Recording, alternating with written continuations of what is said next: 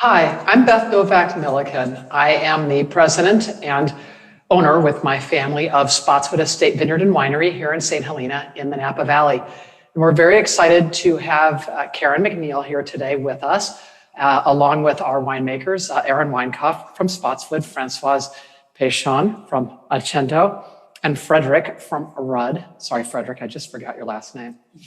That's embarrassing. At any rate, very glad to have you all here to walk through Super Sauvignons and this seminar with us.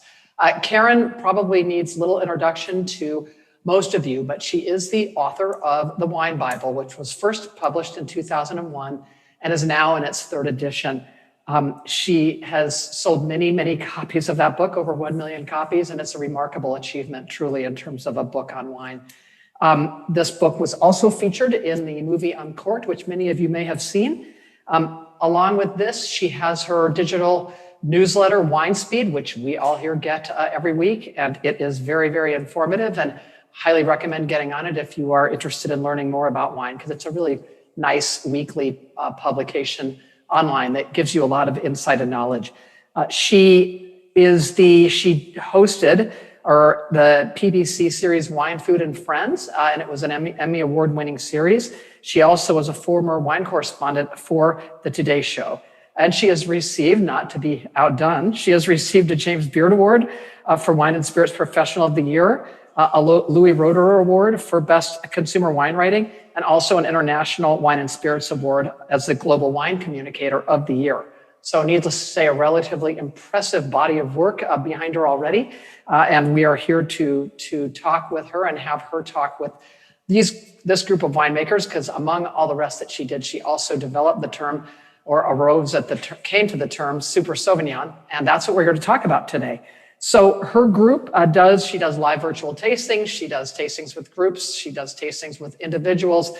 She does many, many things. So, and finally, for us here today, we are utilizing one of her 3 wine glasses. She has created a line of wine glasses, and this is just one of the 3 called the Crisp and Fresh glass. So they'll be able to talk about that as well and give you information on that. So Karen, thank you so much for being here to work with us and this group of winemakers on this webinar, and we hope you all enjoy yourselves in tasting these Sauvignon Blancs. Thank you. Well, Beth, thank you. I am so excited to be here, and I've been actually waiting for this tasting on Super Sauvignons for months now, so I'm glad that we're all here. And thank all of you for being here. We think you're going to have a really special time with us. And I want to remind you, we're going to take your questions, so fire away. We love to get questions. Let me tell you who is here with me. Francoise Pechon is the winemaker of Agendo Cellars and has worked with the owners of Agendo, Bart and Daphne Araujo, for almost 30 years, starting at Araujo, where she made the Islay Vineyard wines. Francoise has a degree in enology from UC Davis and a winemaking certificate from the University of Bordeaux. While in Bordeaux, for a year, she worked at the First Growth Chateau Aubryon. In 2019, she was named San Francisco Chronicle's Winemaker of the Year. Frederick Ammons, to Francoise' left, was the first winemaker at the Napa Valley Reserve, a sister winery of the Harlan Group, and before that worked on the winemaking teams at Opus One and Plumpcheck. He joined Rudd as a winemaker in 2013. After getting a biology degree from the University of Colorado, Frederick went to the University of Bordeaux, where he became the 6th American ever to receive the National Winemaking Diploma. During his 4 years in Bordeaux, he worked at several chateaux, including Chateau Pape Clément. And finally, Aaron Weinkoff is the winemaker and vineyard manager of Spotswood. Aaron grew up on a farm where his love of nature began, and as a young man, discovered the culture of wine while studying abroad in Spain. He's a graduate of the Viticulture and Winemaking program at California's Fresno State University and worked at Ficklin Vineyards as well as Paul Hobbs Winery before joining Spotswood in 2006, first as assistant winemaker and then later as winemaker. So we are here to talk about and taste Super Sauvignons. a term that I coined in 2017 to describe what I felt was like a whole new class of sophisticated, high quality Sauvignon Blancs that were just being made in California, a movement that began here in the Napa Valley. These are wines that they're bright and minerally and complex, often with a ravishing kind of raciness and a richness. They are, they're not green. They're not simple wines. In fact, from grape growing to winemaking, they have almost nothing in common with the Sauvignon Blancs that were being made here in the Napa Valley and in California 10 to 15 years ago. So we'll talk a little bit in a few minutes about how these grapes are grown and how the wines are made. But let me start out with a little bit of historical and global context about Sauvignon Blanc in general. So Sauvignon Blanc is one of the parents of Cabernet Sauvignon. It's an ancient variety native to central France. And speaking of France, France makes most of the Sauvignon Blanc in the world, 86,000 acres, mostly in the form of Sancerre, Pouilly-Fumé, and White Bordeaux.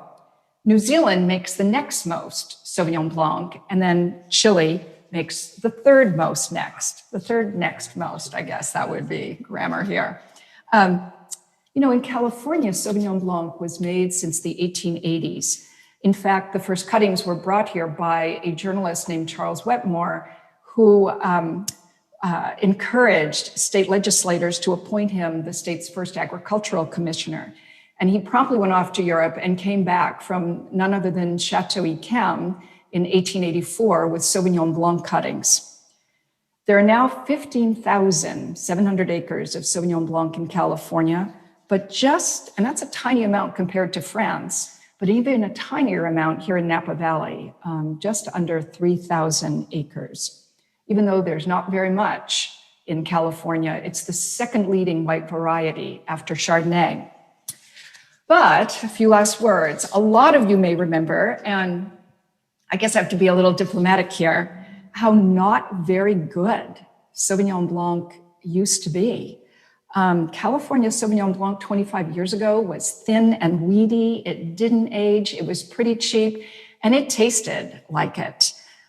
It had been planted after Prohibition to make generic cheap jug wines. And for the most part, in the decades that followed, it was planted in not very good vineyards that were, not wanted really for Cabernet or Merlot.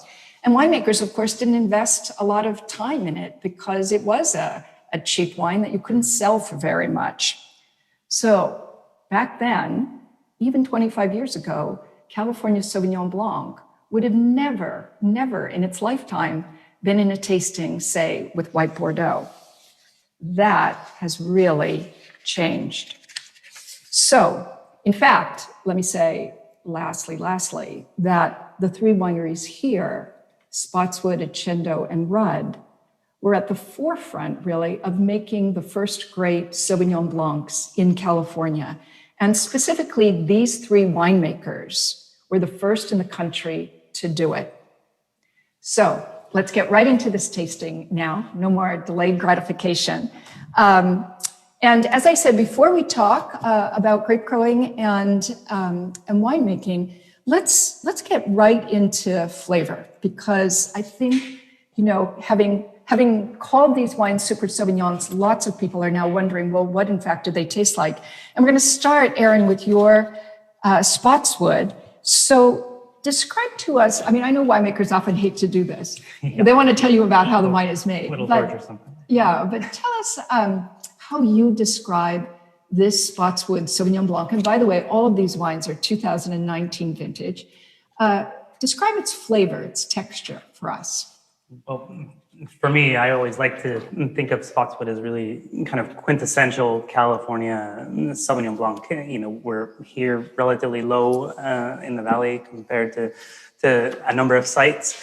And what I always love is the fact that we're warm, so we can still get that Sauvignon Blanc style. We can still get the citrus that's so characteristic to it. We can still get some of the boxwood, the aromatic nuance, but it's the richness of the stone fruits. It's the white peach, sometimes yellow peach, and all different gradations of richnesses. But when we can hang on to white peach, and the texture, the aromatics, and still have that followed up by all the citrus characteristics, it's a sweet spot. And then, of course, there's the winemaking backup of barrels and other things. But that's one of the key things for me. Yeah, well, let's all taste it and comment. One of the things I really love about your wine is when I write, as a journalist, when I write a note about it, I notice that, I'm never writing the word green. The closest I might have gotten to green is botanical. And if anyone out there loves gin, I'm sorry, I'm supposed to only love wine, I guess. But it really has all these fabulous, like very alive botanical characteristics to it. Francoise or Frederick, any thoughts? I know it's hard. You can't not like Aaron's wine here, right? But I told Aaron that you can't be using all of the words because then Frederick and I won't have anything left. But I love your botanical descriptor. And that's one of the things I love in Sauvignon Blanc. You do have these green qualities, boxwood, far more appetizing than that musky feline character. But the botanicals, the thyme, the dill, I love it. Yeah. With those green fruits too, gooseberry, and it's just delicious, enticing. Yeah, nice acidity, really nice freshness as well too. A good texture to round out sort of those aromatics that are present. So.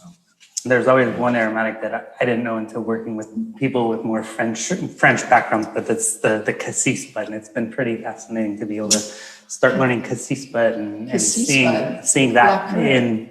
No, it's the actual bud, so it's very different than just normal cassis. So it was something that I was introduced to, have no claim over, but it is amazing how predominant it is in the wines world. yeah. Well, I think, Frederick mentioned freshness and acidity, and that's, I think, going to be the through line among all of these three wines, because even though they're very rich and complex wines, Sauvignon Blanc, it seems to me, is nothing if it's not alive, right? Sauvignon Blanc is deadly when it's dead and not alive.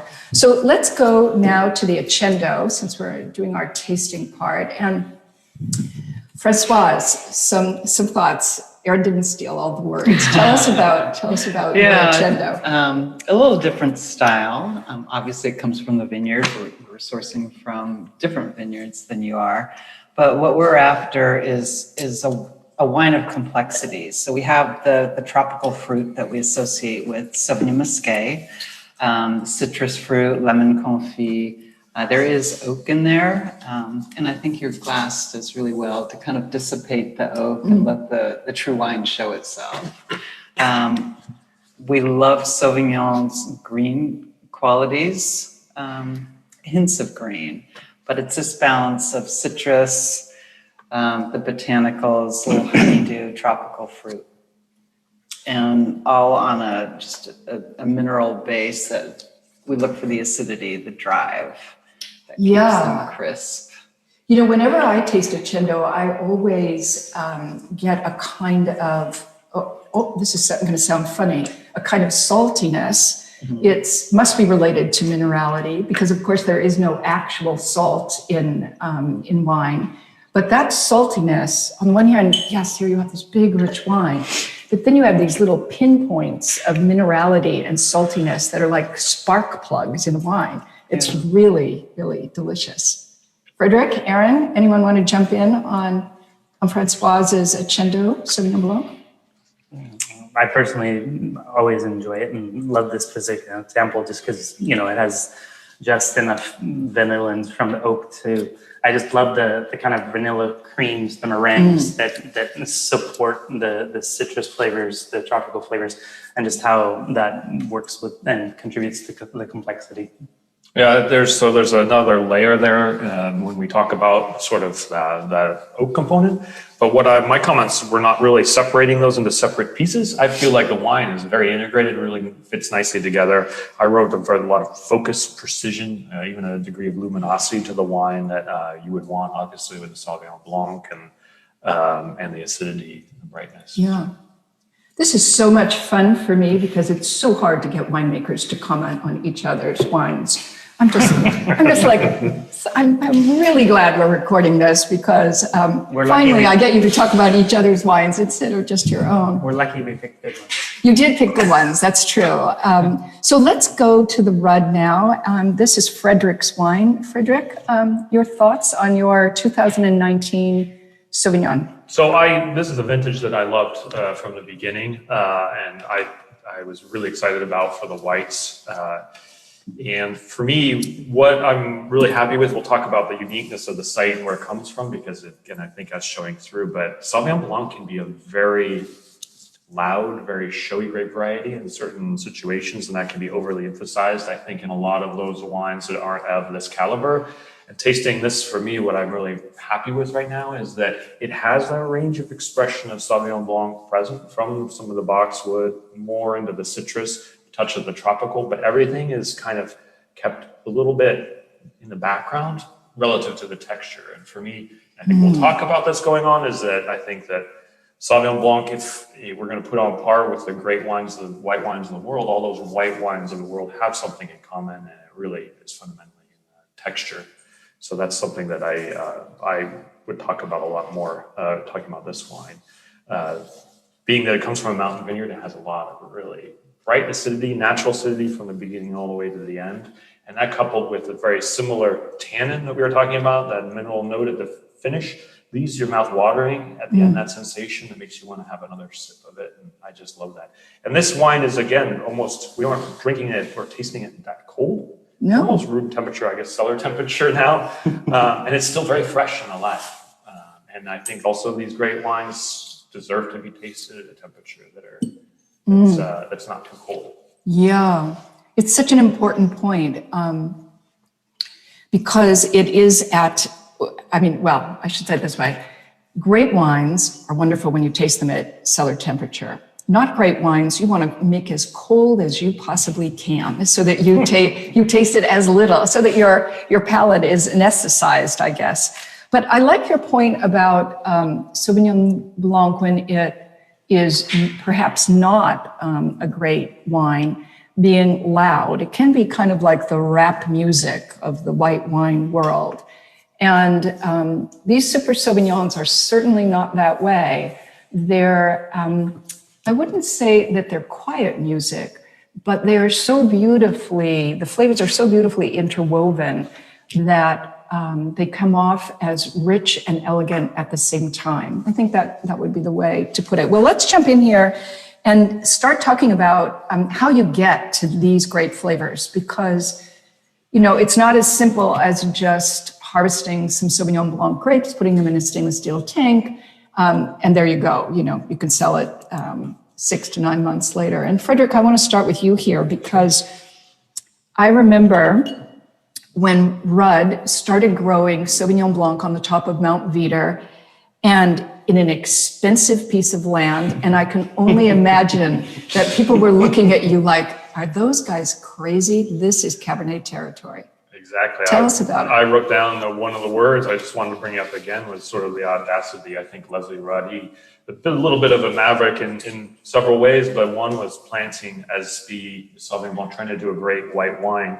on Mount Veeder, on land that normally would be dedicated to Cabernet. It does produce great Cabernet, great red wines as well. But if we treat and really go to the efforts we do with our great Cabernets, our Sauvignon Blanc, with the same level of detail and attention, why wouldn't they be on the same level of quality and our expectations? And so this vineyard is if I can go into a little more detail on the vineyard, it's a very challenging site, very steep slopes, southeast facing. So it has morning sun, afternoon shade, and being up at between 1,500 and 1,800 feet in altitude, we're able to really maintain that acidity and have what happens, which is really exciting up there, is that you have that acidity, relatively low sugar levels going well into phenolic as well as aromatic ripening, whereas Sauvignon Blanc easily in other zones can accumulate sugar very quickly, but still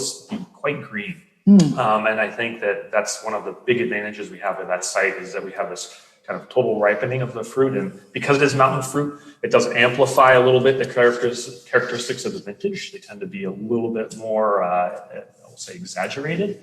And because it's these small berries that tend to have a little bit of tannin to them, that adds a little bit to the texture. So we're talking about a white wine, but I brought the word tannin in because it is a component that I think is really important with this wine. What an interesting idea. We have a couple of questions coming in now, and one from Mark about malolactic fermentation. But Mark, I promise you we'll get to that question next when we talk about winemaking. But I want to have Francoise tell us a little bit about where the Agendo Sauvignon Blanc is grown, because I think it comes from a couple of different sites. Right. So we source our Sauvignon Blanc from Ryan's Vineyard in Oak Knoll. It's a beautiful site. The vines are over 20 years old. And that's really the center of Napa Valley. So very cobbly, well-drained soils. It has this alluvial streak right through the middle of it. Our Sauvignon Muscat and Semillon are sourced from Rancho Pequeño, which is the Arahu's ranch in Oakville, on the eastern side of the Oakville appellation.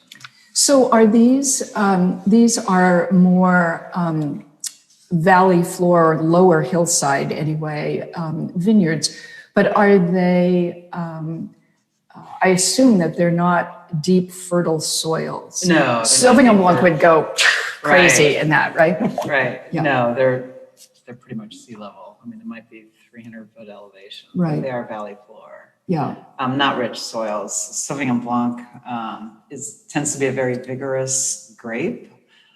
So at Ryan's Vineyard, as well as Rancho Pequeño, we can tame the vigor through the rootstocks that we choose, low vigor rootstocks, but also keeping a permanent cover crop on them just to compete with the vigor a little bit. Yeah, I think that issue of vigor and yield is such an important one with Sauvignon Blanc because, you know, if you do a little bit of research behind inexpensive Sauvignon Blanc, what you often find is that the yields are just so high. And as a result, the wines seem so almost underripe and weedy with really kind of like canned asparagus flavors. You have to have a not very fertile site and low yields to get these kinds of beautiful flavors. Right. Well, I love what Frederick said about the older Sauvignon Blancs of the 80s and 90s. They were very loud wines. And I think, what is a loud wine? I mean, you have this Sauvignon Blanc that it's such a unique grape. If you think of the New Zealand style Sauvignon Blanc, it's very grassy, or what you're calling weedy, and almost unidimensional. So when I was at Davis, there was Hildegard was there doing research on how to get pyrazines out of Sauvignon Blanc, and so much is through canopy management, exposure, and crop load. So in Napa Valley, it's really a labor of love to grow Sauvignon Blanc, even on sites that might not be great for Cabernet. Economically, it's so much more advantageous. So you have to love growing Sauvignon Blanc, like Leslie did, or like Jim Burry at Ryan's Vineyard. It's a very good point. You could easily make B- Chardonnay on the same site and get $10 more a bottle than making A+ Super Sauvignon. But that, I think, is changing. People are getting very turned on to these wines. Aaron, tell us a little bit about the sites and the grape growing behind your Spotswood. Can I first ask Frederick a question? Yes, you can. What are the yields up on meter? Oh, like as you would expect on a mountain vineyard, they vary a lot. There isn't a need to do a lot of adjustment. We basically go through and we'll do several passes picking. It can take 3 to 4 passes to pick, and we're on a cluster by cluster type pass, almost like not flagging in the zones anymore, just because it is such a heterogeneous vineyard. But to give you an answer, I mean, I think we're averaging 2 tons max in the more vigorous areas, but the other areas where the real beautiful fruit tends to be these really small golden berries. I mean, there's almost nothing on the vine, but we make sure we get those and put them in there as well too. Cool. So. Your site? Because we've got some questions coming in that I want to get to. So I mean, Spotswood is a little bit different. We our typically picking from 6 to 8 different vineyards. We started out with an estate-focused Sauvignon Blanc more than 20 years ago, and that has evolved over time. And as we've been discussing, as terroir has driven and price has driven a lot of the plantings towards Cabernet Sauvignon, the best sites where Sauvignon Blanc had been sacrificed. And so our search seems to constantly be ongoing, and of course has taken us out of the appellation. This has both counties, Napa and Sonoma, on it as our appellations. And the representation of the different vineyards. And really that's just been trying to find those sites that have a great natural balance in their vigor and their production, so that, hopefully that terroir can shine through. And then, yes, absolutely, clonal selections on those different sites has affected this. And we certainly have everything from, still have an acre here at the estate that we have planted. That's still one of our best blocks. And then work with vineyards from the top of Atlas Peak to a hillside vineyard up in Knights Valley, and then down to a couple different vineyards on the Sonoma Mountain. So always looking at the different sites and what they bring to it. Yeah. And oftentimes find continuity, but it's also nice for us that they're not all in the same place, and they don't come in all at the same time, they don't ripen all at the same time, and so we can kind of pick and choose how we marry everything up as the season's going. Well, one of the most amazing things I think about wine as one learns more and more about it is you realize how blending can be a factor of so many things. We think about it as just blending different grape varieties, but blending different vineyards, blending every bit of nuance between clone and rootstock. I mean, blending is just the ultimate key, I guess, in layering in flavor. Brian has asked a question here that I think is a good way for us to segue into winemaking. And I hope we're all tasting these wines as we go along, because these are also the kind of wines. Are the winemakers forgetting to taste the wines? I mean, no. Hello, I rest my case. All right, I'm tasting them and taking notes. But Brian's point, or question really, is stylistically, this is a good question. Are the three of you trying to emulate or follow a well-established European style, either white Bordeaux or perhaps Sancerre? Do you even think about that, or you have all these tons of grapes? Are you not thinking about that at all? I would say, yeah, I think about it all the time, because of course those are kind of reference points, and those are wines that in a sense we kind of say grew up with. But at the same time, I'm very comfortable to say that I have no desire and no necessary emulation, because ultimately the terroir, the soils of Sancerre and Pouilly are so amazingly distinct from what they are here.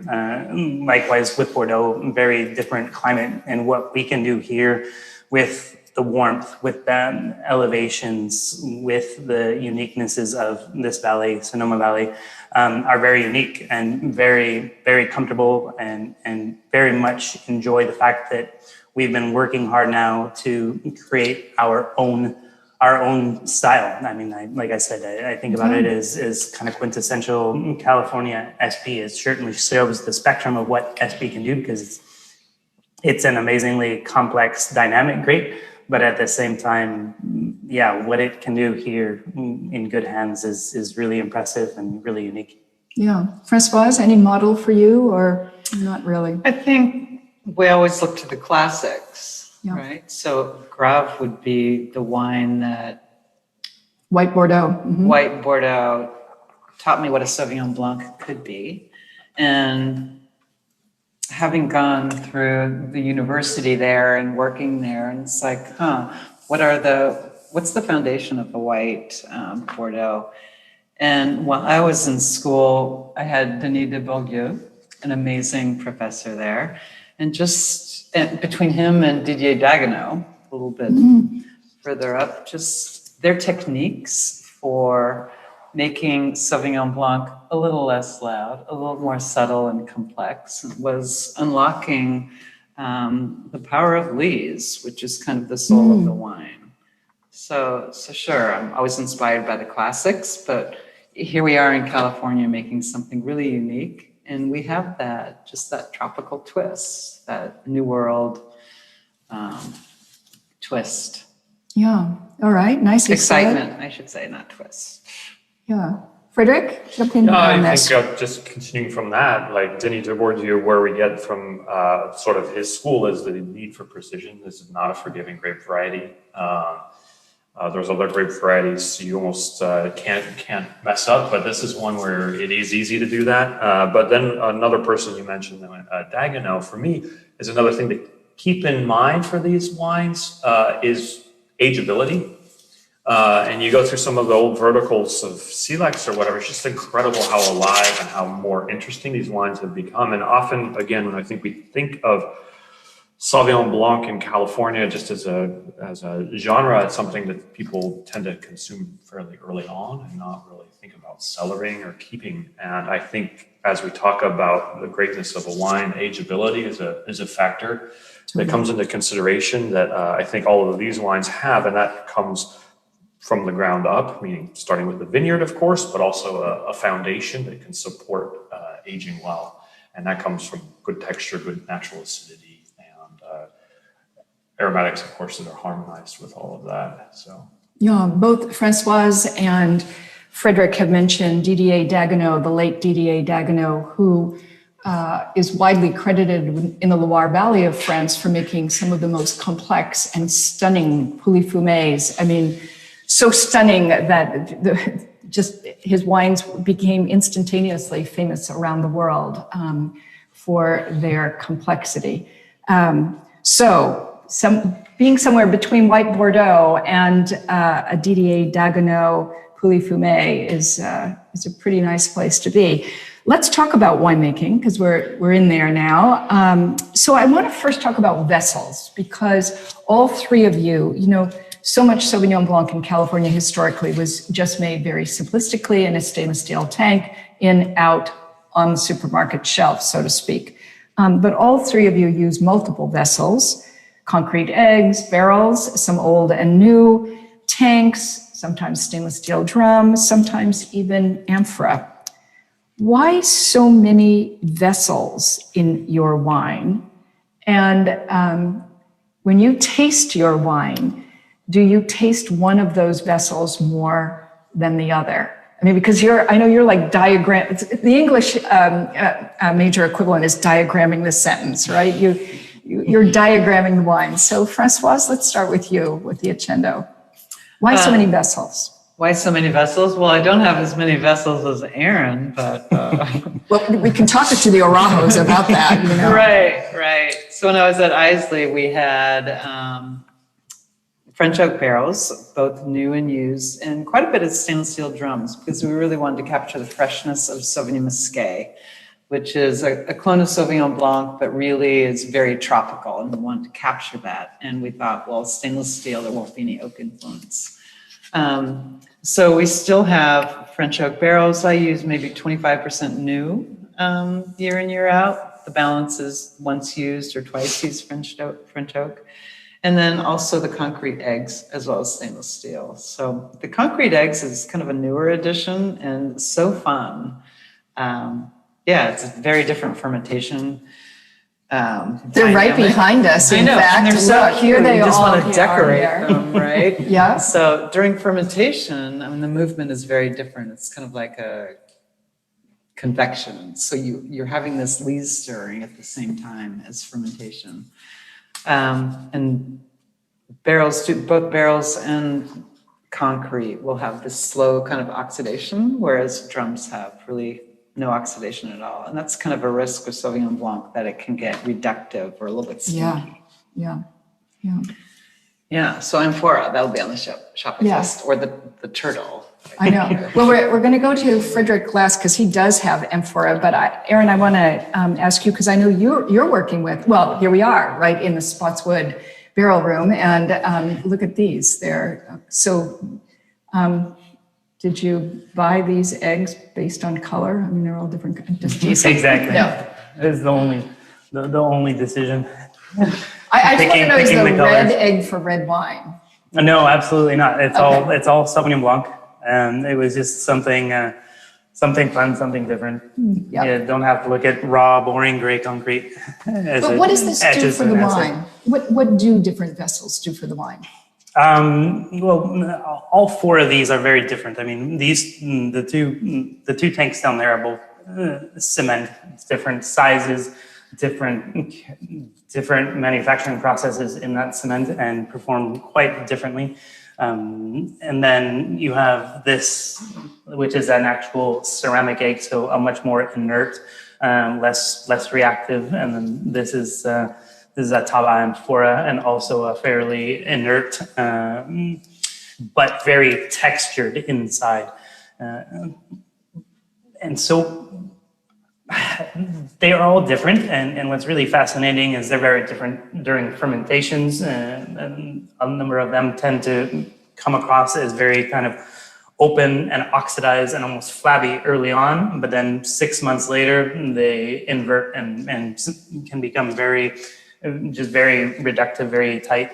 But yeah, I mean, for us, it's that ability of having over 250 different fermentations, because every single vessel, every single steel drum, every puncheon, every little egg we have is all a unique fermentation that we're monitoring independently, we're making additions to independently. And so it's an extremely laborious process. And at the same time, it's part of what drives some of the complexity, some of the nuances, the part of the infamous winemaker spice rack. Yeah. And yeah, how you utilize those different components and those different percentages certainly can drive stylistic decisions, whether and certainly can allow you to play with the lees, the reductive capabilities of the wine, or contribute to the fruitiness and openness of it. We'll define reductiveness in a minute, but I want to go to Frederick because I think that the very first concrete eggs I ever saw in the Napa Valley, you at Rudd had It was bought. at Rudd before I was even. Yeah. So yeah, it was 2003, I think.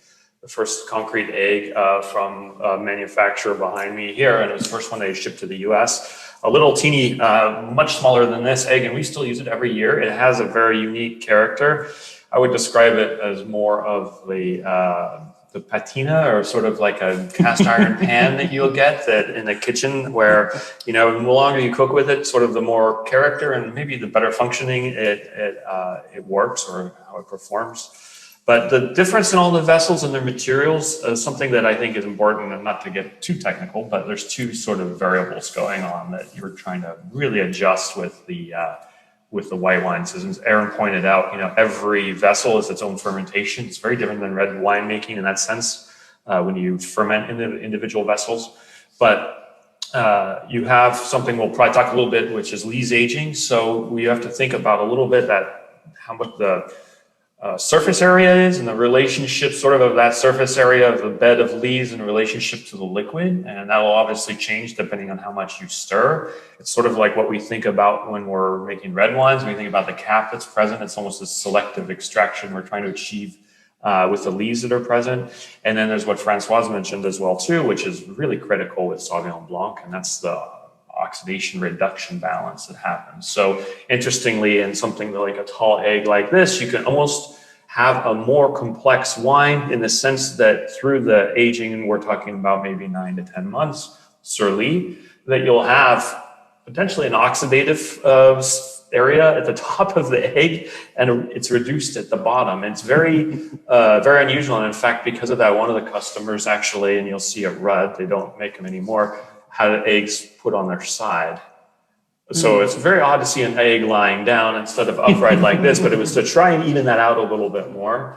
But it's a very interesting tool to work with. And this 19 that we have here is the first year we worked with Terra Cotta.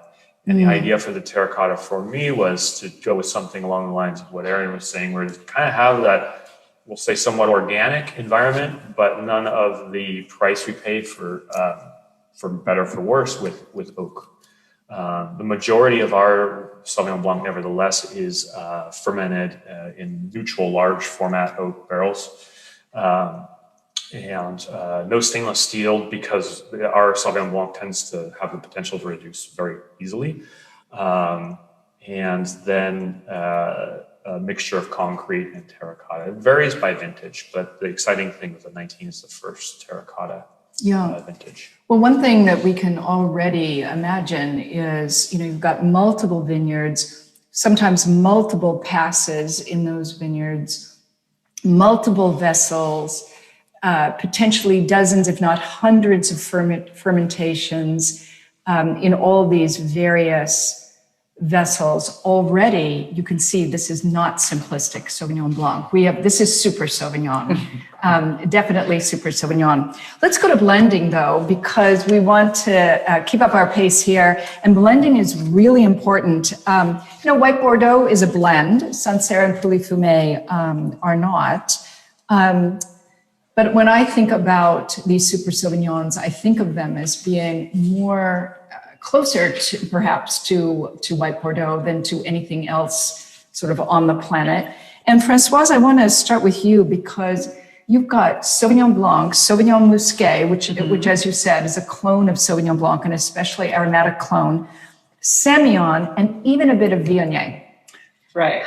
Was that the secret, a secret sauce here? I mean, how did you decide on that blend?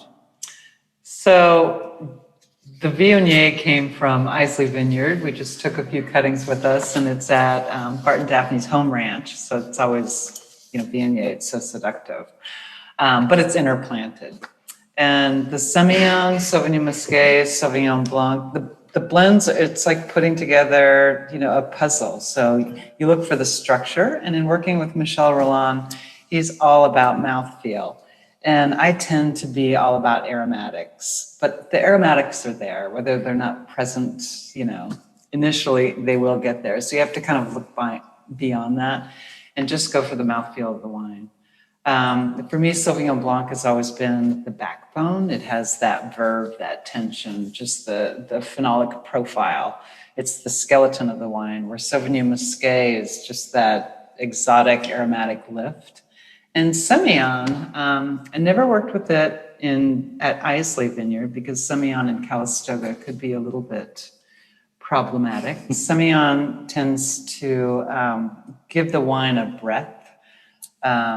And warmer climate, I don't think it would help. We didn't really need that, but working with Semillon and Oakville has been super interesting. I love the aromatics of it, the kind of fig quality, and just the depth and breadth that it gives to the blend. Yeah. So yeah, we go barrel by barrel. So in red wines, you have one tank fermentation, and then you go down to barrels. But in white wine fermentation, every single vessel is its own fermentation. Yeah. Yeah, to be treated, 60 gallons or. Frederick, jump in here on blend. Tell us about this blend. Sure. Well, it varies year by year. And this Sauvignon Blanc, the 2019 is probably the highest percentage of Sauvignon Blanc we've worked with. We do have Semillon planted up on Mount Veeder. And again, I think we have the advantage of altitude there. And it can be incredible in great years. But Semillon doesn't behave well every single year. And so, and in those great, extraordinary years, we actually do a separate bottling just of the Semillon. And that's a white wine for me that I always am really excited about when we think about aging. Unfortunately, don't make very much of it. I tend to not keep it for as long as I should, because it is a wine I like to show off. So we have about a third of the vineyard planted with a Musqué selection. It's a field selection, meaning that it's non-clonal. We don't really know the history of it exactly.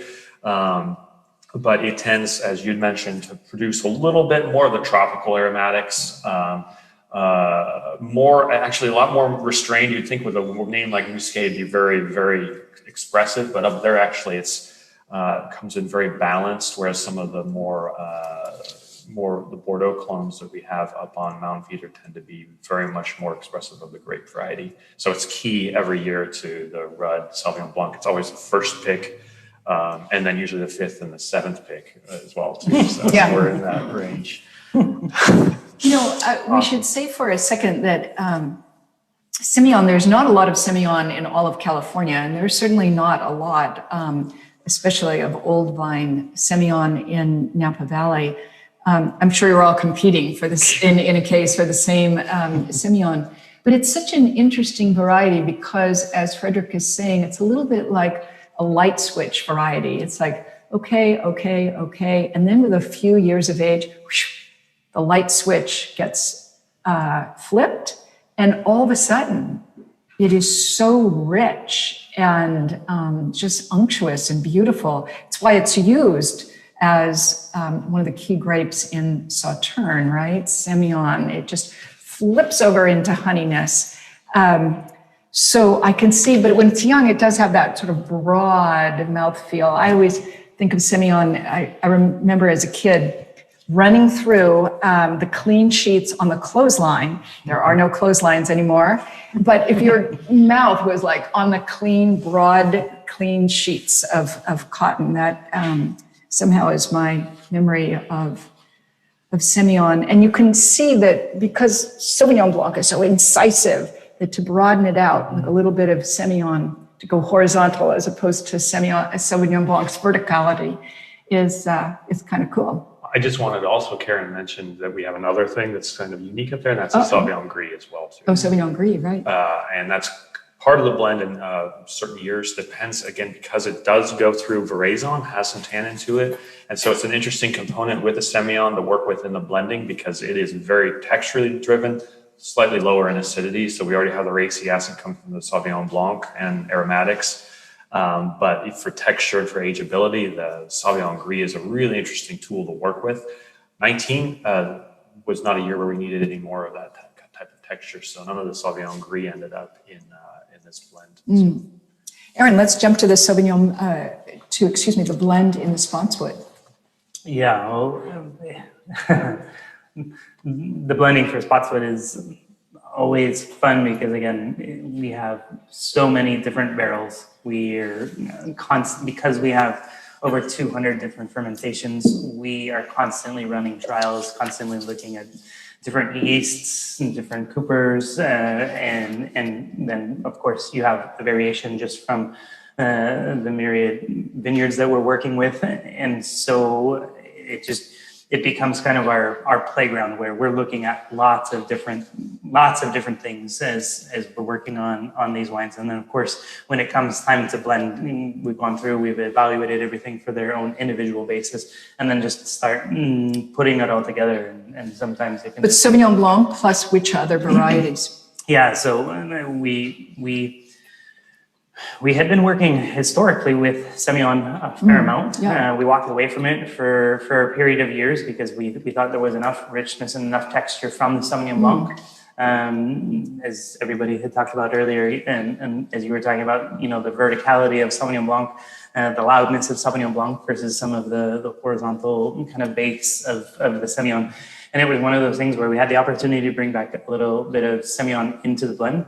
And just because we enjoy working with this grower and the quality of vine that we were working with, we thought it'd be great to bring back in and continue to enjoy it. And at the same time, for us, within the spectrum of complexities across the vineyards, across the different clones, we find it very easy to work with it when we have it and not when we don't. And at the same time, that focus on clones has been pretty significant. We talk about Sauvignon Muscat a lot, but of course the original Clone 1 that you kind of alluded to, it really is such a a backbone to a lot of top Sauvignon Blancs. Find Clone 6 also has been a really great addition. And then some of the Italian clones can be really great to work with.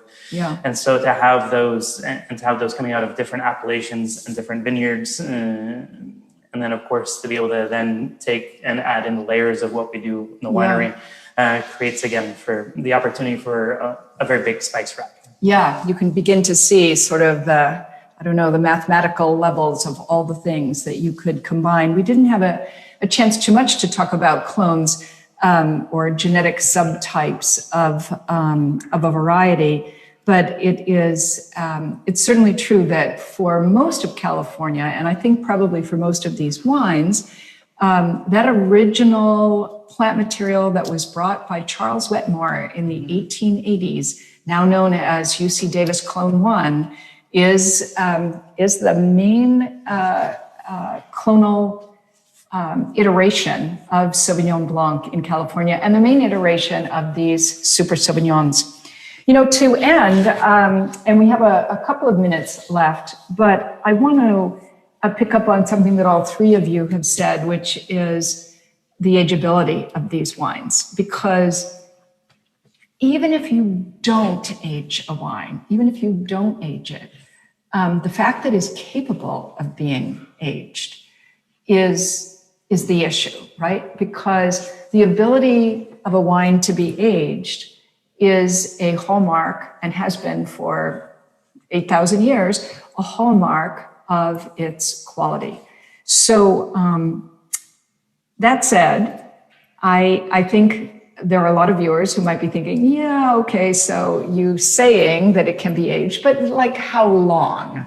And we should also say that wine is not a cake, right? It's not baked and ready at one moment, and you can age it for just a specific amount of time. But in general, I'd like to hear from all three of you about how long you think your wine, or let me say it this way, if you were going to taste it again, if you could never taste it again, except for in, 5, 8, 10, 20, 30 years, what would you say? When would you love to taste it again because you think secretly that it would be just perfect then? Aaron? Well, and I'll only add, there's two sides of that coin. There's, of course, the true ageability and how long you can actually be laying this down, cellaring it before then opening it up and drinking it anew.